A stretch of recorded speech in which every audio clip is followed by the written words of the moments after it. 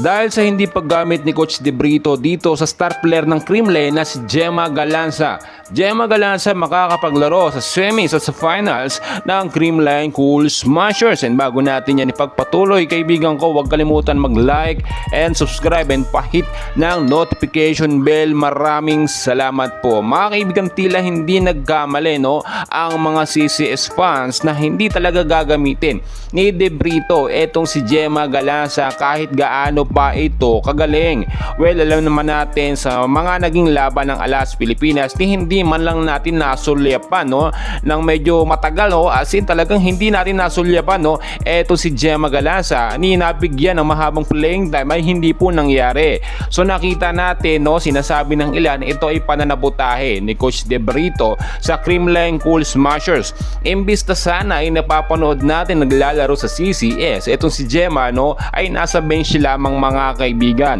Do alam naman natin ng CCS may mga reserve player yan, nagagamit at nakakapaglaro ngayon ng mga bench player mga kaibigan at nakita naman natin effective naman yung sistema ni Coach Sherwin Meneses. Pero aminin natin talaga mga kaibigan na isa din sa sinusuportahan at pinapanood ng mga CCS fans ay yung mga star player nila tulad na lang ni Eliza Valdez, ni Tots Carlos, ni Gia Morado at ni Gemma Galanza. So sabihin natin mga kaibigan, hindi ginamit ni De Brito etong si Gemma Galanza, may pagkakataon pa at posible pang mapasama sa lineup ng CCS etong si Gemma Galanza mga kaibigan.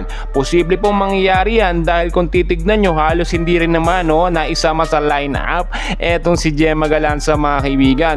Yan talaga yung iniingatan natin dito mga kaibigan kapag kaibang lahi po ang head coach ng ating national team Alas Pilipinas ay wala po talagang ikakaunlad ang ating team. Nag-i-stick lamang itong si De Brito sa kanyang first 6 lineup at halos hindi niya po ito pinapalitan sa loob ng ilang set mga kaibigan kahit pagod na. Yung sistema noon na nakakuha ng bronze medal ang ating Alas Pilipinas Philippine National Team hanggang ngayon walang pagbabago mga kaibigan sa sistema. Alam naman natin kapag nananalo ang ating national team dahil yun sa mga player, hindi po yun sa sistema ni De Brito mga kaibigan.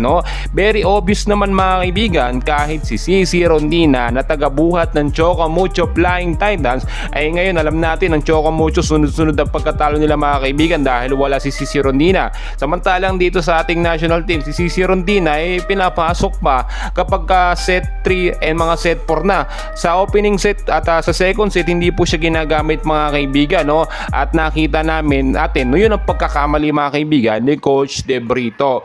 Well, para sa akin dapat lamang paboran po ng pamahala dito sa ating national team na dapat baguhin or alisin itong si Coach De Brito at dapat si Gemma Galanza ay makapaglaro na sa Creamline Cool Smashers dahil hindi naman siya napasama dito nga po sa paglaro sa Alas Pilipinas. Well mga kaibigan, anong thoughts nyo about dito? Ang dami pa natin kaganapan, so dyan lamang kayo and please huwag niyo pong kakalimutan mag-like and subscribe.